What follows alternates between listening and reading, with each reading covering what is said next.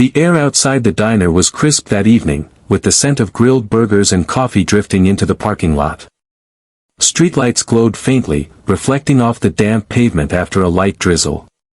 A woman stood near the edge of the lot, clutching a paper bag of leftovers to her chest. Her name was Hannah Pierce, and the food she held wasn't just a meal, it was hope for the night. Inside the diner, laughter filled the booths. Families were finishing dinner, waitresses bustled between tables, and the hum of chatter softened under the jukebox playing an old country tune. Hannah watched through the window, her eyes resting on the warmth she couldn't afford anymore. She had once sat in such booths, with her son, Jamie, before everything fell apart.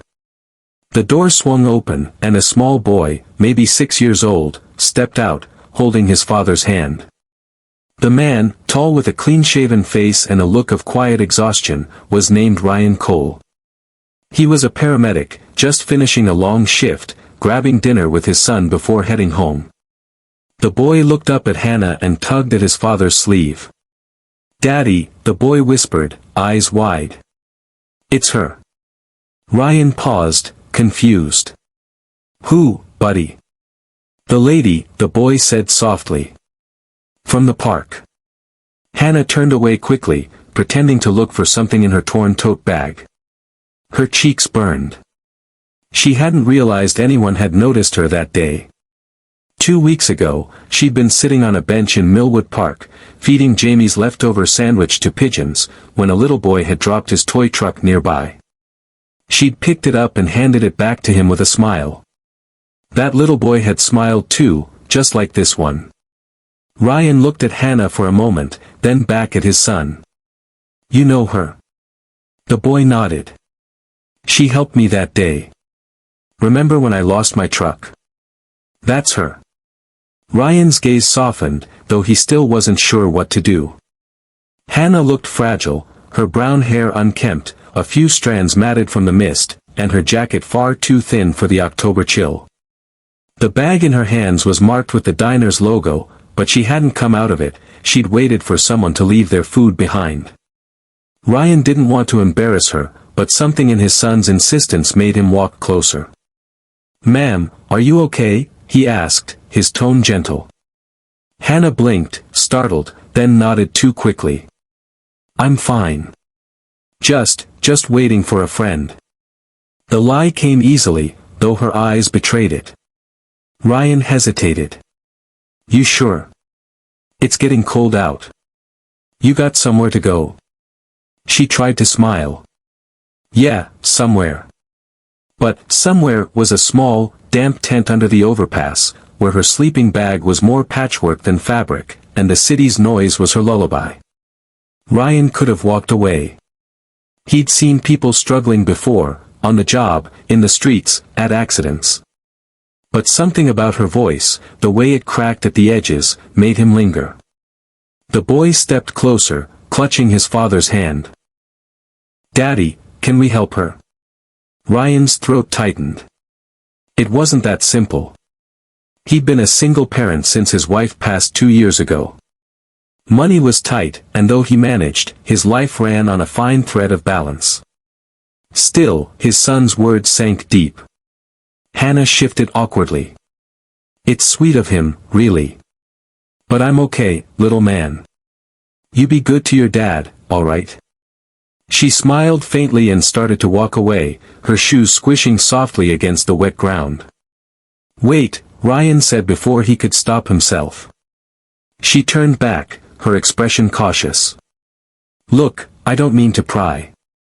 But if you're hungry, I can get you something warm from inside. It's no trouble."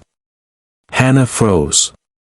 For a second, her pride screamed louder than her stomach. She hated charity. She'd worked all her life, waitressing, cleaning, even doing double shifts just to keep her son fed. But since losing her apartment, she'd learned that hunger didn't care about pride. Still, she shook her head. "Thank you, but I'm fine." "Really?" The boy frowned. "Daddy, please." Ryan exhaled and gave a small, kind smile. "How about coffee then? Just to warm up?" Her lips trembled. Coffee. The word felt like comfort she hadn't known in weeks. She hesitated, then nodded. Okay. Coffee. Inside the diner, she followed behind them quietly, eyes down, afraid of the stares. The waitress, a kind older woman named Linda, recognized her immediately. Hannah had been there once before, weeks ago, until she couldn't pay the check. Linda met Ryan's eyes, understanding the situation without a word, and poured a fresh cup of coffee. Hannah sat across from Ryan and his son, unsure where to look. The boy, cheerful as ever, introduced himself. I'm Mason. I'm 6.5. Hannah smiled faintly. Nice to meet you, Mason. Ryan stirred his coffee. So, what's your name? Hannah, she said softly. Hannah Pierce. You live around here? She hesitated. Sort of. He didn't press. He could see the tiredness behind her words, the kind that came from more than just lack of sleep. The waitress set down a plate of pancakes and eggs in front of Hannah. On the house, sweetheart, Linda said with a wink. Eat up. Hannah stared at the plate, her eyes glistening. She hadn't had a hot meal in days. Slowly, she picked up the fork. Thank you, she whispered. Mason beamed, swinging his legs under the booth. See, Daddy? Helping people feels nice. Ryan smiled, brushing his son's hair. Yeah, buddy. It does.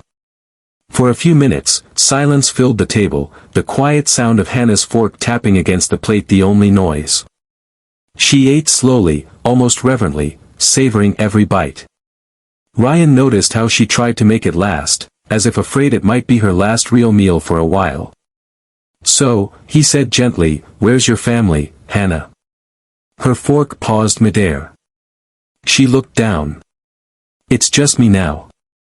Ryan didn't ask more. He could hear the weight behind that single sentence.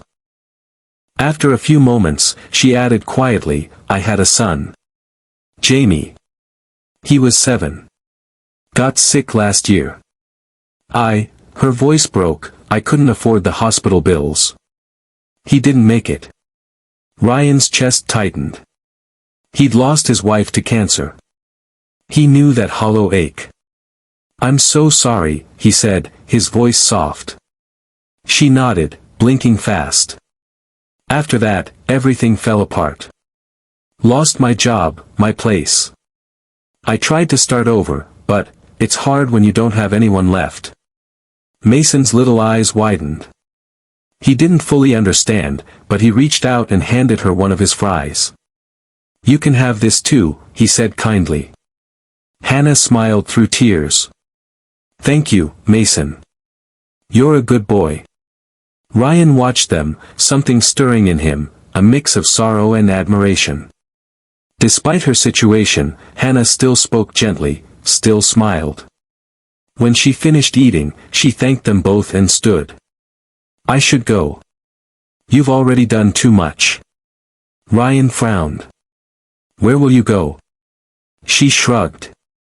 Somewhere dry, I guess. He looked out the window, rain had started again, heavier this time. He sighed. You'll get soaked out there. I've been worse, she said, her voice steady but weary. Mason tugged his father's sleeve again. Can't she come home with us, Daddy? Just tonight? Hannah's heart skipped. Oh no, sweetie, I can't. Ryan rubbed his forehead. It was crazy. He barely knew her. But the thought of her out there in the storm, alone, made him feel sick. He looked at her. Look, I've got a spare room. It's not much, but it's dry. Just for the night. You can warm up, get some rest. No strings. She shook her head immediately. I can't impose. You've got your son. You wouldn't be imposing, he said firmly. If the situation were reversed, wouldn't you help someone too? Her lips parted, then closed. He was right. She'd done the same once, help strangers when she could. Now she was the one in need. Slowly, she nodded. Okay. Just for one night. Outside, as the rain poured harder, they walked to his truck. Mason chatted happily the whole time, while Hannah stayed quiet, hugging her bag close. When they arrived at the modest, one-story home at the edge of town, she hesitated at the door. "Come on in," Ryan said kindly. "You're safe here." The warmth inside nearly broke her. It smelled of laundry detergent and something sweet, like vanilla candles. Mason ran to the living room to show her his toys, while Ryan fetched a towel. "You can shower if you want," he said. "I'll grab you some clean clothes." Her voice trembled. "You're too kind." "Just doing what anyone should," he said simply. That night, as Hannah lay on the couch under a warm blanket, she stared at the ceiling, her heart heavy but full. For the first time in months, she wasn't afraid of the dark. She could hear Mason's soft laughter from his room and Ryan humming faintly as he washed dishes. Tears welled in her eyes. Maybe this was what kindness still looked like in the world, quiet, unspoken, and life-changing. But she didn't know yet that this small act of compassion would change not only her life, but theirs too. Because by morning, the past she had tried so hard to outrun would find her again. And when it did, everything she thought she'd lost forever, hope, trust, even love, would begin to find its way back. The soft patter of rain had faded by dawn. Sunlight crept through the living room curtains, resting on Hannah's face. For a brief moment, she forgot where she was. The smell of brewed coffee and the distant sound of a cartoon from the TV made her think she was back home, before everything fell apart. Then reality returned. The couch beneath her wasn't hers. The blanket smelled faintly of detergent, and the ache in her chest reminded her of how far she'd fallen. She sat up, rubbing her eyes. Ryan walked in from the kitchen with a mug in hand. "Morning," he said with a tired smile. "Coffee's fresh." "Mason's watching cartoons." She smiled faintly. "Morning. And, thank you. For last night." "You don't have to thank me," he said. "Just glad you're safe." Hannah took the mug and cupped it in her hands, savoring the warmth. "I'll head out soon." "You've already done more than enough." Ryan frowned. "You don't have to rush. The weather's still rough. You can stay till it clears." She hesitated. "I don't want to be a burden." "You're not," he said simply. "Everyone needs a hand sometimes." His kindness made her throat tighten. It had been so long since anyone had spoken to her that way, with genuine care. Mason bounded into the room, his pajamas covered in cartoon rockets. "Daddy, can we show her the garden?" Ryan chuckled. "It's a bit muddy, bud." "I don't mind," Hannah said softly, smiling at the boy's enthusiasm. Outside, the small backyard glistened with rainwater. A few potted plants lined the fence, and in one corner sat a wooden bench. Mason picked a small flower, half wilted, and handed it to her. "This one's for you," he said proudly. Her eyes softened. "It's beautiful." "Thank you, Mason." Ryan leaned against the porch railing, watching them. Something about her, how she spoke to his son, how her smile seemed both fragile and brave, stirred something he hadn't felt in a long time. But when she handed the flower back to Mason and turned her gaze toward the horizon, he noticed the worry in her eyes. "You okay?" he asked quietly. She nodded, though her lips trembled. "Just thinking." He hesitated, then said gently, "You can talk to me, you know. Sometimes it helps." Her eyes filled with tears. She tried to blink away. "It's just. I used to have mornings like this. With Jamie. He loved flowers too." Ryan's expression softened. "You must miss him a lot." "Every day," she whispered. "Some days I still hear his laugh. It's what keeps me going." Silence settled between them, heavy, but understanding. After breakfast, Hannah offered to help wash dishes, but Ryan waved her off. "You're our guest." Still, she stood beside him, drying each plate he rinsed. The small act of normalcy comforted her. As the day went on, Mason insisted she join him in building a fort with blankets in the living room. Laughter filled the house, and for the first time in so long, Hannah felt something close to peace. But peace never lasted. That evening, a knock came at the door. Ryan opened it to find two officers standing there, rain dripping from their hats. "Mr. Cole?" one asked. "Yeah. What's going on?" "Sorry to bother you. We're looking for a woman, Hannah Pierce. She's been listed missing from the community shelter downtown. They're concerned about her safety." Hannah froze behind him. Her stomach dropped. She hadn't meant to cause trouble. She'd left the shelter weeks ago, embarrassed after an argument with another resident. Ryan turned to her gently. "You know about this?" She nodded, her voice small. "I left on my own. I didn't want to be a burden there either. I thought if they marked me missing, they'd just forget eventually." The officers stepped forward. "Ma'am, you're not in trouble. We just need to check on your well-being. The shelter can help you get proper housing and support." Hannah looked down, clutching her jacket. "I don't want to go back there." Ryan glanced at Mason, who watched from the hallway, eyes wide with worry. "Is there any way she can stay somewhere else temporarily?" he asked. The older officer sighed. "Unless she's enrolled in a program, she needs a stable address. The shelter's the safest place for now." Hannah's chest tightened. "I'll go." "It's fine," she said quietly. Ryan wanted to protest, but she gave him a faint, reassuring smile. "You and Mason already did more than I ever expected from anyone." Mason ran up and hugged her tightly. "Don't go," he whispered. "You can stay here. Please." She knelt and hugged him back, tears spilling freely now. "You're a special boy, Mason. Don't ever stop being kind, okay?" He nodded, his little face buried in her shoulder. Ryan's throat burned. "If you need anything, Hannah, anything at all, you know where I am." She smiled through tears. "I'll remember that." As the officers led her toward their car, she looked back one last time. Mason waved from the window, holding the small flower she'd given him. Her heart ached, but this time, it wasn't from loss. It was from hope. Days passed. Ryan couldn't stop thinking about her.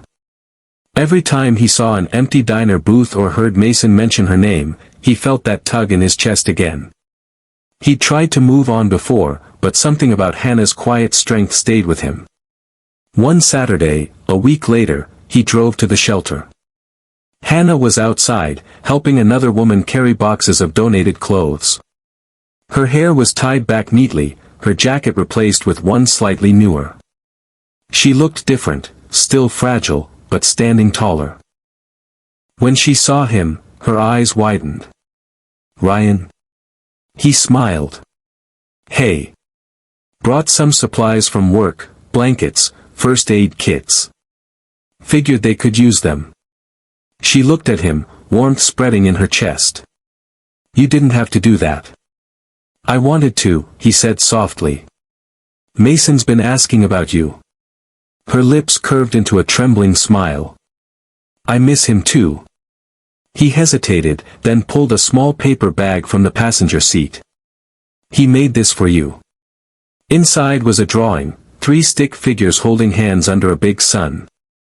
The words at the top, written in crayon, read, "Me, Daddy, and Miss Hannah." Her eyes filled instantly. "He drew this?" "He said your family now," Ryan said quietly. Hannah pressed the drawing to her heart. "I don't know what to say." "Say you'll come by sometime," Ryan replied. "No pressure, just dinner. Mason would love it." She hesitated, tears falling freely now. "Are you sure?" "Yeah," he said with a small smile. Maybe we all could use a little more company these days.